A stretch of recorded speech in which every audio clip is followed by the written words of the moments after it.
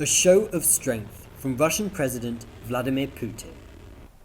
Test fired from the country's northwest, a nuclear-capable intercontinental ballistic missile, which the Russian military claims can hit a target anywhere in the world.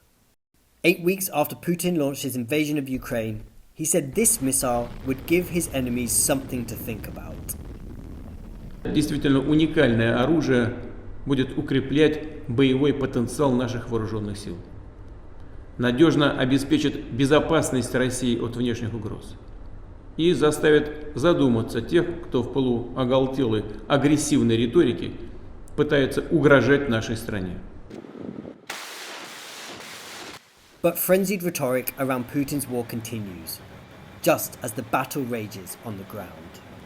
US President Joe Biden, who on Wednesday oversaw another round of sanctions on Russia, says the Ukraine conflict has galvanized NATO, a regional military alliance of 30 countries. Weapons and ammunition are flowing in daily, and we're seeing just how vital our alliances and partnerships are around the world. Our allies are stepping up, amplifying the impact of our response, and NATO is united, focused, and energized as it's ever been. Germany, which had come under fire for not doing more to back Ukraine and deter Putin, joined its allies by committing to end Russian fuel imports. Wir haben in der Vergangenheit genau in diesem Bereich Fehler gemacht. Aber wir können Vergangenes jetzt nicht zurückholen, sondern wir müssen jetzt umso stärker unsere russischen Energieimporte beenden. Ich sage daher hier klar und deutlich, ja, auch Deutschland steigt vollständig aus russischen Energieimporten aus. Aus Kohle bis Ende des Sommers, Öl halbieren wir bis zum Sommer und werden bis Jahresende bei Null sein. In Japan, Russian embassy staff and their families leave for the airport, as Tokyo expels diplomats, bans Russian fuel, and downgrades the country's trade status in response to alleged Russian military atrocities in Ukraine.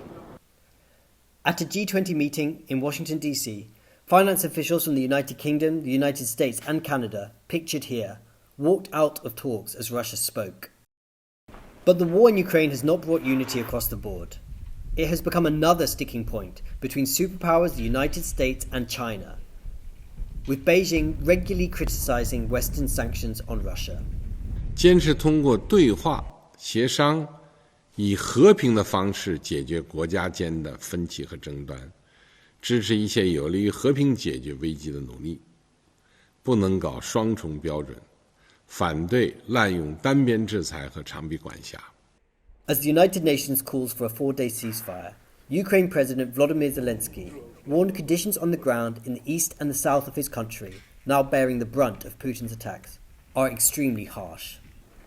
In Mariupol, the besieged southern city where just a handful of Ukrainian soldiers are holding out against Russia, negotiators say they will do whatever they can to get the civilians that remain in the city to safety.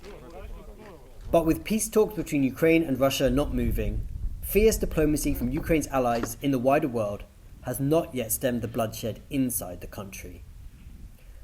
Chen and Glauert for TaiwanPlus.